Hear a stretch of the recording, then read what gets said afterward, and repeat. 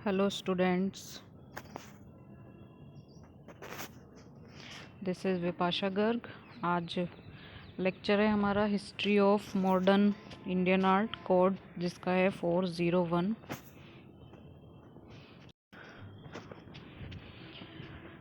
जिसका कोड है 401।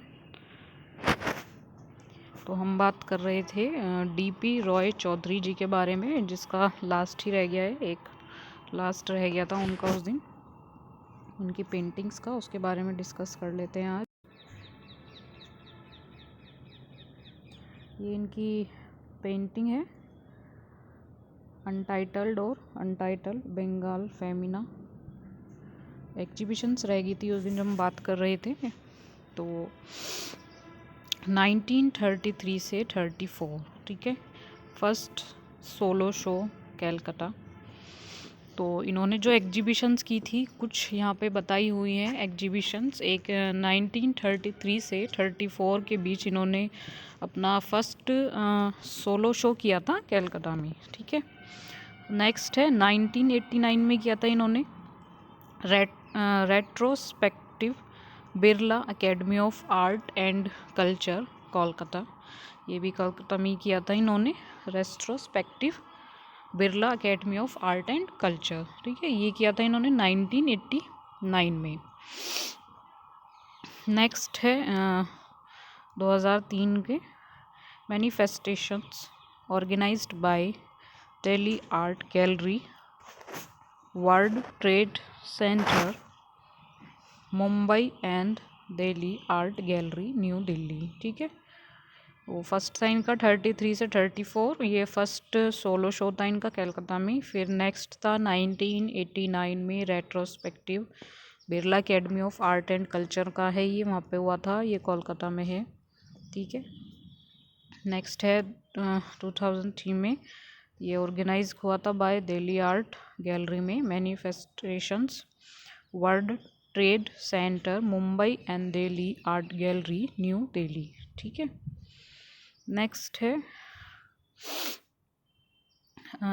2004 में हुआ था, ये भी यही है इनका, सेम ही है ये बस हुआ था जहांगीर आर्ट गैलरी में, Mumbai and Delhi art gallery new Delhi, ठीक है।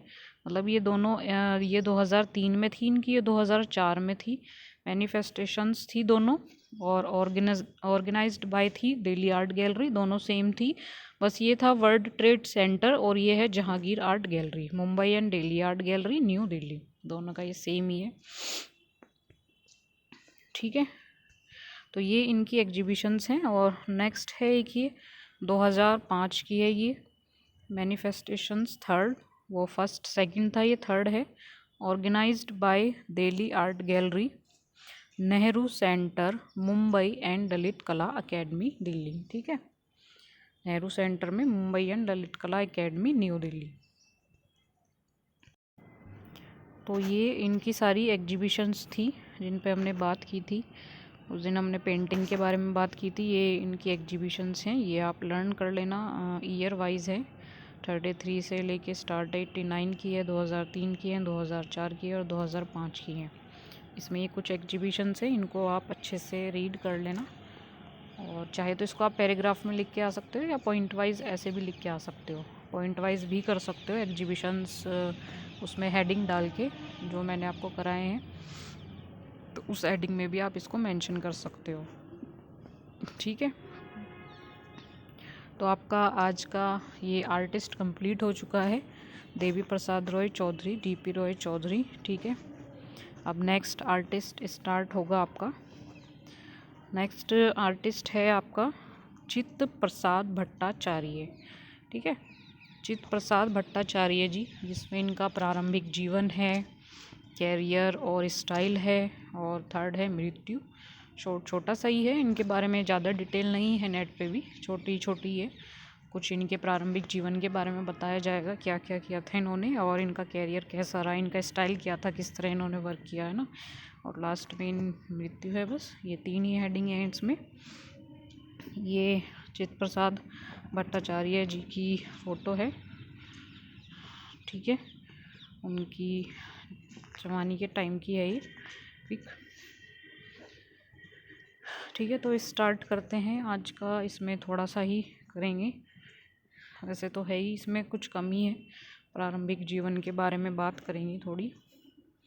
तो भट्टाचार्य जी जो थे वो 20वीं सदी के मध्य के एक राजनीतिक कलाकार थे, है ना। 20वीं सदी के मध्य के एक राजनीतिक कलाकार थे वो। उन्होंने कैनवास पर तेल से परहेज करते हुए वाटर कलर और प्रिंट मेकिंग को प्राथमिकता दी।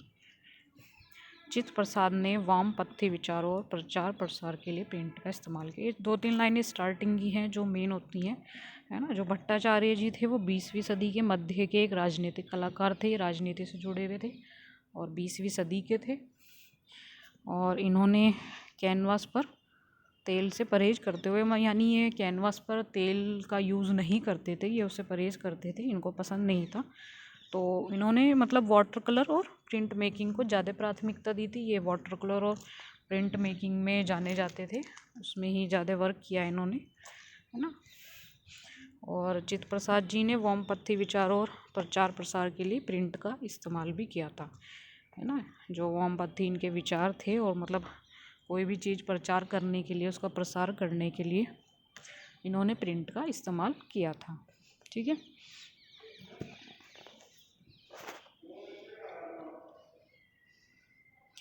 तो अब प्रारंभिक जीवन के बारे में बात करते हैं।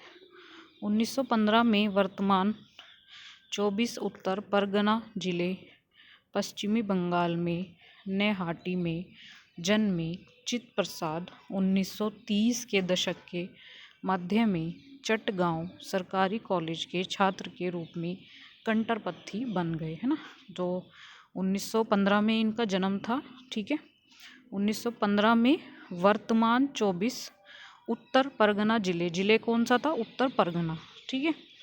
पश्चिमी बंगाल में नेगाटी में जन्मे, पश्चिमी बंगाल में जन्मे थे और वहाँ पे नैहाटी में, ठीक है। चित्त प्रसाद 1930 के दशक के मध्य में, 1930 के दशक के मध्य की बात है ये, चटगांव सरकारी कॉलेज के छात्र के रूप में, मतलब चटगांव में सरकारी कॉलेज के छात्र के रूप में कट्टरपंथी बन गए। मतलब ये सरकारी कॉलेज में पढ़ते थे, ठीक है। सरकारी कॉलेज में इनकी एजुकेशन हुई थी, तो वहाँ का छात्र थे ये, तो उस रूप में ये कट्टरपंथी बन गए थे। वह अंग्रेजों द्वारा दोनों औपनिवेशिक उत्पीड़न का विरोध करने के लिए ज़मीनी स्तर पर आंदोलन में शामिल हो गए, है ना। तो वहाँ पे मतलब अंग्रेजों द्वारा दोनों औपनिवेशिक उत्पीड़न का विरोध करने के लिए ये ज़मीनी स्तर पर आंदोलन में शामिल हो गए थे। और जमींदार भारतीय भूभाग का सामंती उत्पीड़न भी, यानी वहाँ पे जो अंग्रेज थे वहाँ पे उनके द्वारा मतलब उनका विरोध करने के लिए ज़मीनी स्तर पे, मतलब ज़मीनी स्तर पे इन्होंने आंदोलन किया था, उसमें ये शामिल हुए थे, है ना। और ज़मीनी भारतीय भूभाग का सामंती उत्पीड़न भी किया था। चित्त प्रसाद ने बंगाल स्कूलैंड के क्लासिकवाद को, उसके आध्यात्मिक पूर्वग्रहों को खारिज कर दिया। जो चित्त प्रसाद जी थे उन्होंने जो बंगाल के स्कूलैंड थे उनके क्लासिकवाद को, उसके आध्यात्मिक पूर्वाग्रहों को खारिज कर दिया था। जाति व्यवस्था के भेदभाव को स्वीकार करने से इनकार करने के कारण, यानी जो भी जाति जो व्यवस्था होती है, जो सभी यहाँ पे जाति व्यवस्था का भेदभाव करते हैं, जो जाति को लेके भेदभाव चलता है, उसको स्वीकार करने से इनकार करने के कारण भी इन्होंने, अब चित्त प्रसाद ने अपने जीवन के दौरान कभी भी अपने ब्राह्मणवादी उपनाम का इस्तेमाल नहीं किया। मतलब ये ब्राह्मणवादी थे और इन्होंने अपने जीवन के दौरान कभी भी अपने ब्राह्मणवादी उपनाम का इस्तेमाल नहीं किया था, ठीक है। और जाति व्यवस्था के भेदभाव को लेकर इन्होंने स्वीकार करने के कारण इनकार करने के लिए भी इन्होंने अपने जीवन के दौरान जो ब्राह्मणवादी थे उसका भी इन्होंने उपनाम का इस्तेमाल नहीं किया कभी, ठीक है। उन्होंने लेख लिखे और रचनात्मक कार्टून और चित्र तैयार किए। इन्होंने लेख लिखे थे कई और जो कार्टून होते हैं वो भी बनाए थे, जैसे आपने देखे हैं। तो रचनात्मक कार्टून भी इन्होंने तैयार किए थे। जिन्होंने नृत्य कौशल के लिए एक प्राकृतिक प्रतिभा को प्रदर्शित किया, है ना। तो इन्होंने मतलब लेख भी लिखे और रचनात्मक कार्टून और चित्र भी बनाए थे, तैयार किए थे, जिन्होंने नृत्य कौशल के, है ना, लिए एक प्राकृतिक प्रतिभा को प्रदर्शित किया। ठीक है, तो आज की वीडियो में इतना ही है, बाकी आगे नेक्स्ट वीडियो में डिस्कस करेंगे।